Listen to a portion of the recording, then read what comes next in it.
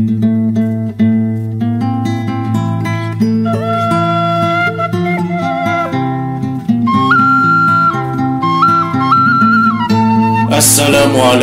warahmatullahi wabarakatuh. Para wargi mitra kaum dangu sadayana, alhamdulillah dina denget ayeuna urang sadayana tiasa patepang dangu deui.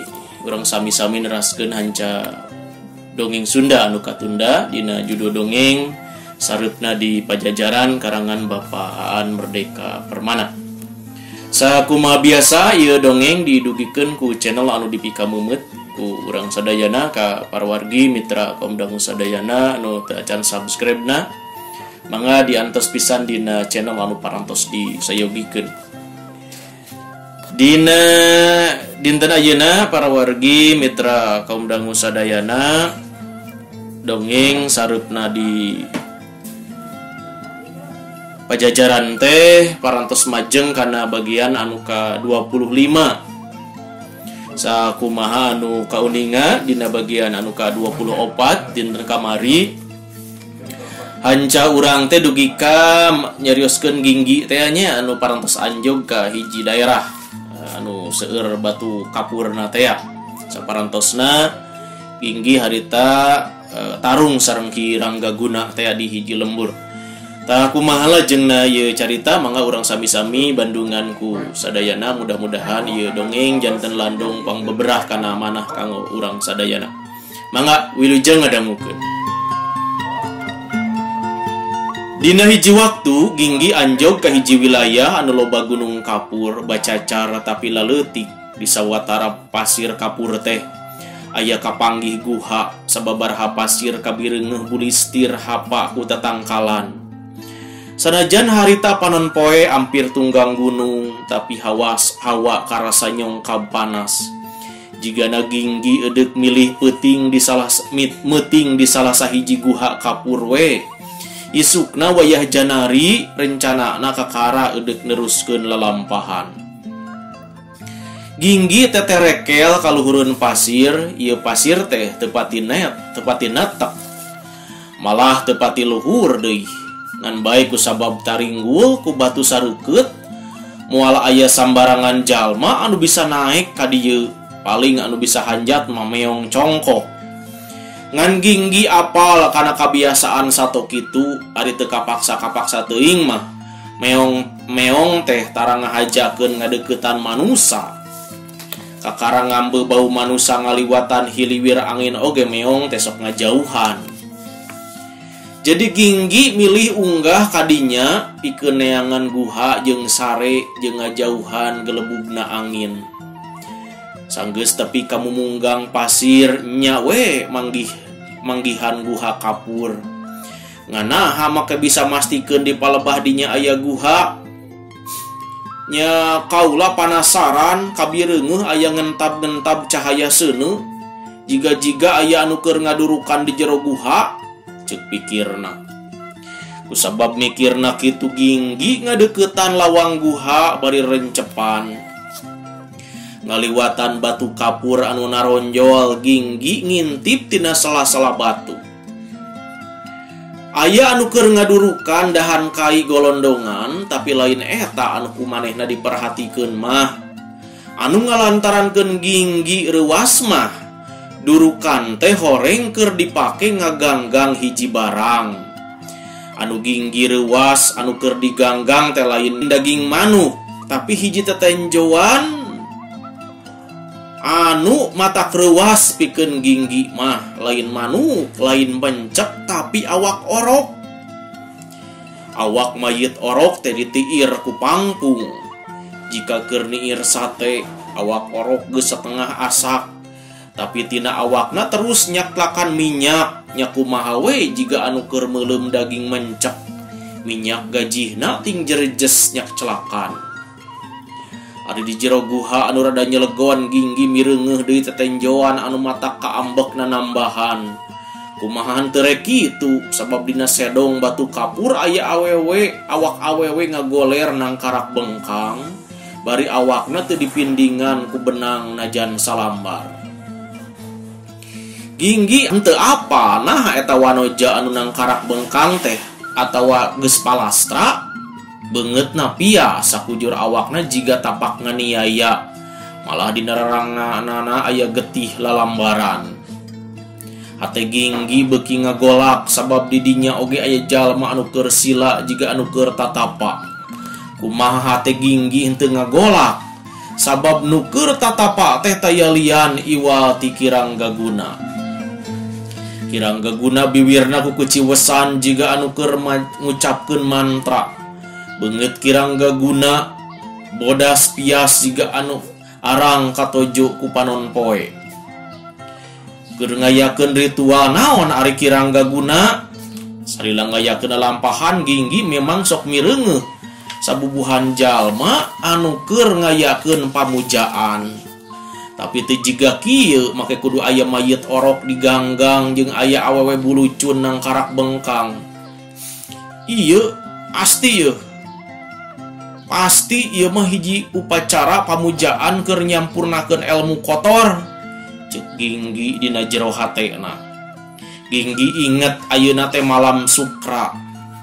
Ginggi masih keneh ngabandungan paripolah Kiranggaguna, bari masih keneh sila sapasang leungeun Kiranggaguna nyieun gerakan nyembah.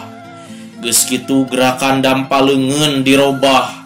Ayeuna dua dampal direnggangkeun, geus kitu dirapetkeun deui. Mimitina lalaunan, beuki lila beuki kerep jeung beuki tarik ngagunakeun tanaga anu kuat. Atuh di jero guha teh kadenge sora anu saliwat mah jiga anu keur keprok ngan wirahmana diatur. Terus dipilampah sababaraha rintakan. Ki Darma basa dimumunggang Gunung Cakrabuana ngalatihkeun ieu gerakan. Ceuk Ki Darma, ieu teh latihan ngaluarkeun tanaga jero ngaliwatan dampal leungeun. Lamun geus kalatih dipake ngagebug batu, batu bakal hancur.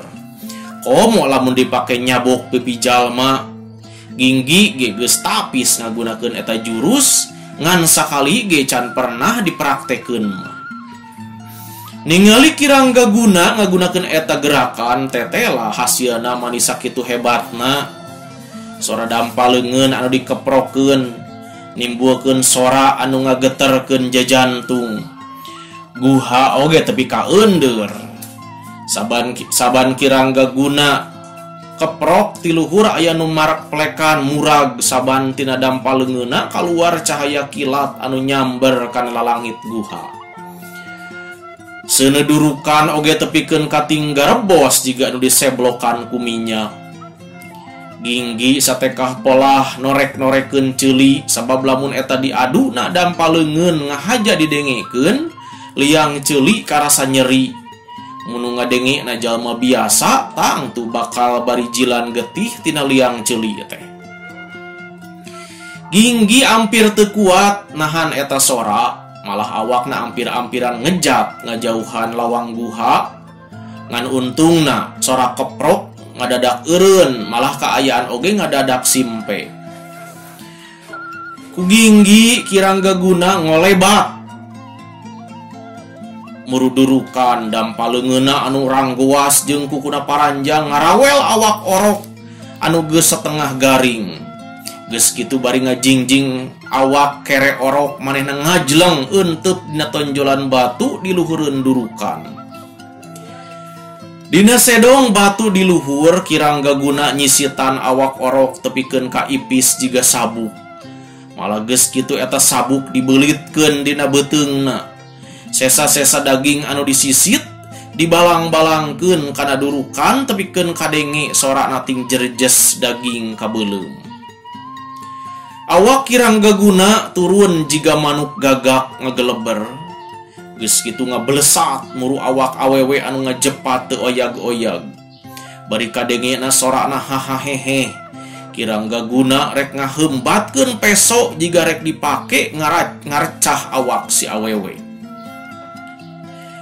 Ginggi ngajerit leutik sabab reuwas bireungeuh Kiranggaguna sakitu kejemna. Saha eta?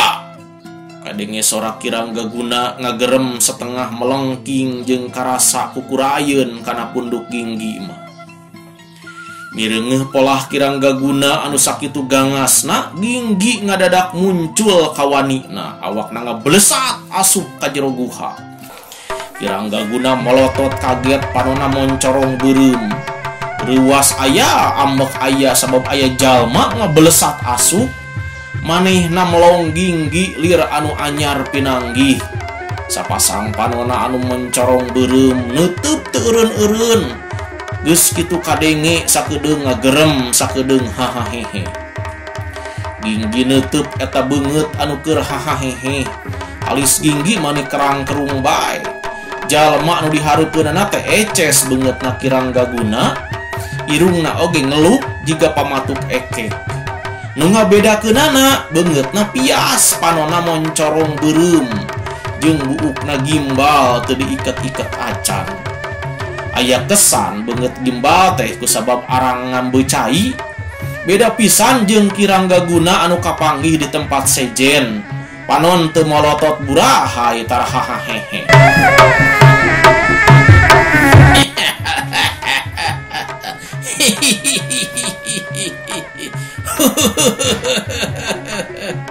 Lakadalah aya jalma anyar bisa dipake mecaka bisa aing.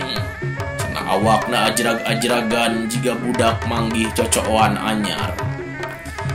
Ginggi mah masih kene ngahuleng, manehna masih mikir bari bingung.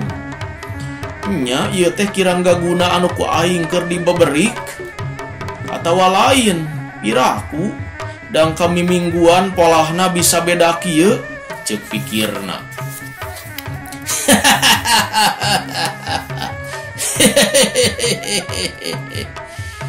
Geus 3 kali 40 poe aing nyuprih ilmu, ayeuna waktuna nyobaan. Ceuk Kiranggaguna anyar teh ngomong harita teh. Ginggi masih nangtung teu obah-obah, pikiranna masih tungteng kaditu kadieu. Mirengeh Ginggi ukur ngajanteng bangun nu bingung, Kiranggaguna ngagorowok jeung sesentak. Hayo sia budak, tunggul aing. Tunggul aing. Ceuk Kiranggaguna harita teh. Pasti aing dek ngagebug sia. Cek Ginggi keheul sabab inget kana kekejeman ieu jalma. Geus kitu Ginggi nyieun kuda-kuda rek ngaluarkeun jurus pupul bayu. Nyaeta salah sahiji jurus anu dilatihkeun ku Prabu Surawisesa, Raja Pajajaran kadua ku Ki Jayagiri salaku guruna Prabu Surawisesa. Pupul bayu teh jurus teteunggelan ti kajauhan anu ngagunakeun tanaga jero.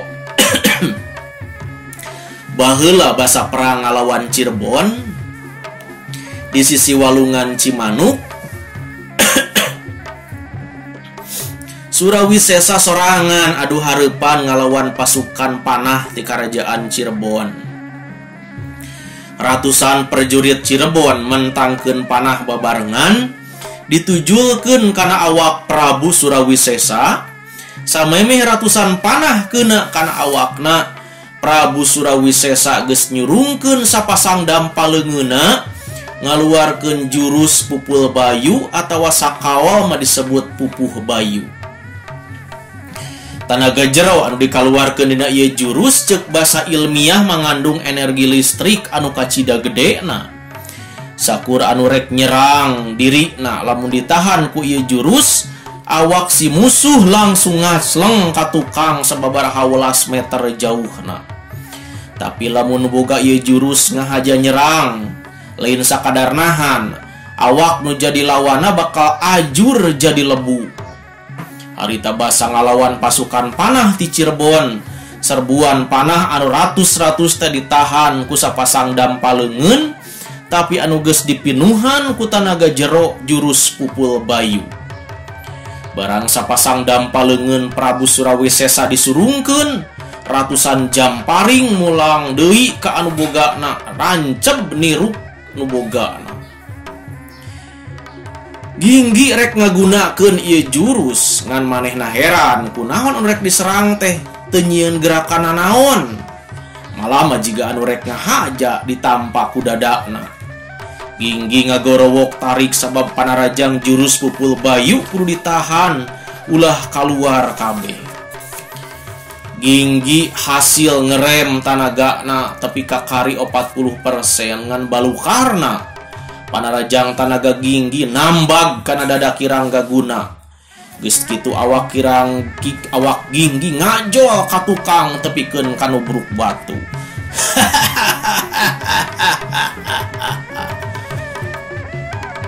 Kadenge Kirangga Guna seuring ngece geus kitu ajrag-ajragan bakat ku bunga mireungeuh awak Ginggi ngacleng ka tukang teh.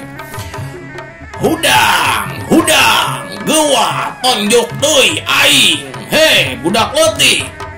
Cek Kirangga Guna nitah Ginggi geua cengkat. Ditangtang kitu Ginggi geua cengkat deui manehna geus nyieun gerakan deui jurusna angger pupul bayu ngan tanagana ditaekeun tepikeun ka 80%.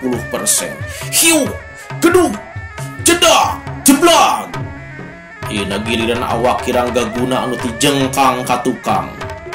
Kan sakitu awakna namru ningang batu tapi angger hahahehe. Teu jiga anu nandangan ka nyeri, malah teu sila geus ajeg deui. Ayeuna giliran aing anu nunggul. He budak olo-olo. Cek Kirangga Guna bari nyieun gerakan pupul bayu. Hiya! Ginggi ditarajang ku tanaga anu pul pisan manehna teu wani nampa tapi nyingcat ka gigir. Balukarna batu guha tukangeun manehna ajur jeung robah jadi batu ukuran sakepeul. Kirangga Guna panasaran sakal deui nyurungkeun sapasang dampaleungeuna. Pikeun kasakitu kalina Ginggi luncat ka sisi jeung batu-batu urug. Kirangga Guna beuki nambahan tanagana pikeun nyurungkeun sapasang dampaleungeuna. Ginggi ngajleng ka luhur hampir jujul kana langit guha. Tapi ka mana Ginggi lumpat? Teu weleh dituturkeun ku teunggelan. Kusabab Ginggi gawena luluncatan dina totonjolan batu lalangit guha atau hiji waktu mah lalangit guha teh runtuh. Anu runtuh teh batu-batu anu geus hurung kaduruk ku tanaga teunggelan leungeun Kirangga Guna. Batu dina lalangit guha anu runtuh aya nu geus bubuk sagede-gede kalapa tapi aya anu runtuhna sakaligus. Mireungeuh kitu Ginggi luncat jeung meped ka sisi. Tapi Kirangga Guna anu sombong umangkeuh teu hayang ngingcet. Malah manehna mangahaja mapag runtuhna batu kapur ku teunggelan-teunggelan hawa panas. Batu harurung kabeulem geus kitu runtuh sagemblengna ngaburusut ninggang kana awak manehna. Para wargi mitra kaum dangu sadayana, urang rehat heula sakedapnya. Aduh, ya baju rame tarung ya Ginggi ya. Rada capek mangga. Aturan ujung wayah kieu ka sadayana anu masih kene manco dina dongeng Mang Aa nya. Nya channel dongeng Mang Aa neraskeun dinten ayeuna sareupna di pajajaran dina seri anu ka-25. Aturan ujung wayah kieu ka Teh Rita RC di sareng urang Cimahi sadayana kumaha daramang mudah-mudahan sarehatnya. Oge ka Kang Rusli aturan ujung ngadangukeun. Ka Kang Egi Lugina oge ti Lembur Situ Sukabumi aturan mangga. Oge jeung ngadangukeun oge ka Mamah El Hatman oge di Cianjur Mekah aturan. Teh Nani Widyaningsih oge aturan ujung ngadangukeun ka sadayana ka Pak Dede Juanda oge aturannya. Oge ka Pak Ade Sukarna ya penggemar laminya. Tikawit endong wasiat dugi ka ayeuna ya. Ka Parohendi di Kudus oge wilujeng ngadangukeun, ka Kang Ruslan oge haturan wilujeng ngadangukeun. Bapak Taryo oge di Jambi, kumaha daramang urang Jambi sadayana. Mudah-mudahan sarehatnya Pak Taryo oge ka Pak Tedi Rahmat di Kadungora Garut ya, kumaha daramang urang Kadungora di urang Garut sadayana. Oge ka Kang Rendi di Ciamis, sareng urang Ciamis sadayana, ka Teh Tami Malihah oge saminya. Mamah Gina di Karawang, sareng orang Karawang kum we sadayana. Oge ka Pandang Awaludin di Cikampek ya, aturan. Ka sareng ka Bapak Uwan nya di Cikampek Barat Karawang, ka Teh Mutiawan di Sukabumi, kumaha Daramang urang Sukabumi sadayana, ka Pak Dede Riswandi oge. Pak Sep Suhana aturan hidujeng ngadangkeun, ka oge ka Kang Setia Budi di Tasik, ka Pananang Wijaya ya. Di Tasikmalaya nah di Cibalongnya aturan ujung ngadangkeun oge ka Teh Linda Imut, ka Teh Rita Jamayanti di ujung Berung sareng Cilengkrang sadayana urang Cimenyan oge. Ka Kang Rizki oge aturan ujung ngadangkeun, ka Kang Kanu Nulalana oge ka Kang Bocil, bos kecil. Ujung ngadangkeun. Kang Jaki Mubarok oge di Jakarta Barat aturan oge ka Ibu Dokter Yulinda Belia di Tasik, ka Mamah Andri di Maulana di Karawang aturan ujung ngadangkeun. Oge ka Pak Guru, Pak Kepala Sekolah, Pak Guru Yana Mariana anu salamina manco ya aturan ujung ngadangkeun. Ka Teh Enji oge di Pandeglang, oge ka Pak Prabu Arjuna di Banjar aturan ujung ngadangkeun. Oge ka Teh Hotimah, ka urang Garut masih ka Pak Agus Somantri, oge ka Kang Unda Kapanyawangan aturan wilujeng ngadangkeun bae, wilujeng mararanco sadayana dina channel Dongeng Mang Aa. Mudah-mudahan dina danget ayeuna sadayana nuju sarehat aya dina lindungan Allah Subhanahu wa taala. Sadayana aya dina ginanjar ka wilujengan sehat lahir tumukaning batin. Mangga supados teu nyangkolong teuing kana waktos urang sami-sami teraskeun bae ieu dongengna. Mireungeuh kitu Ginggi luncat jeung meped ka sisi. Tapi kirang gaguna anu sombong umangkeuh teu hayang nyingcet. Malah manehna mah ngahaja mapa geruntuhna batu kapur ku tenggeulan-tenggeulan hawa panas. Batu teh harurung kabeulem geus kitu runtuh segemblengna ngaburusut ninggang kana awak manehna. Seuneu ngabebela sawareh ting buricak jadi kilat beraja. Haseup mulak minuhan guha anu geus runtuh. Ginggi anu meped nyelegon dina sedong batu. Batuk sababaraha kali sabab haseup lebu anu mulek. Hawa dina sedong batu karasa panas nyongkab. Ngan Ginggi salamet tina pancabaya kusabab luncat kana sedong batu tea. Manehna cicing heula sababaraha lila kaayaan di jero guha geus teu pati panas sabab batu anu hurung geus teu ruhai. Ukur sesa-sesana anu ngeluwen. Ditungguan rada lila eueuh hal-hal anu nyurigakeun teu kapanggih kirang gaguna.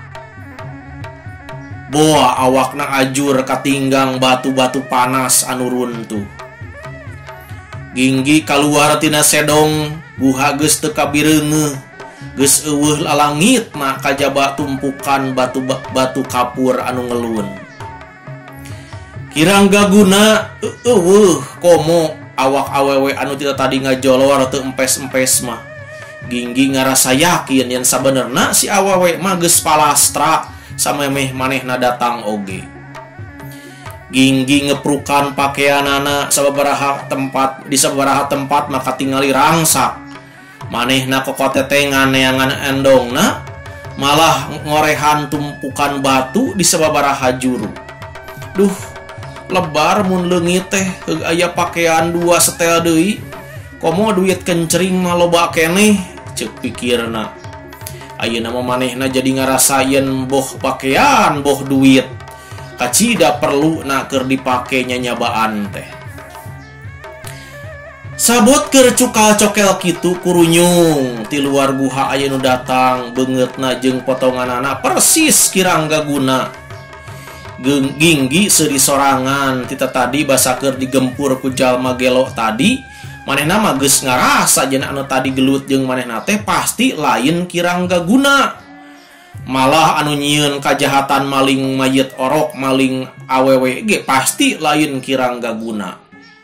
Mireungeuh aya nu datang tur anu beungeutna geus apal Ginggi cengkat geus kitu melong ka anu anyar datang.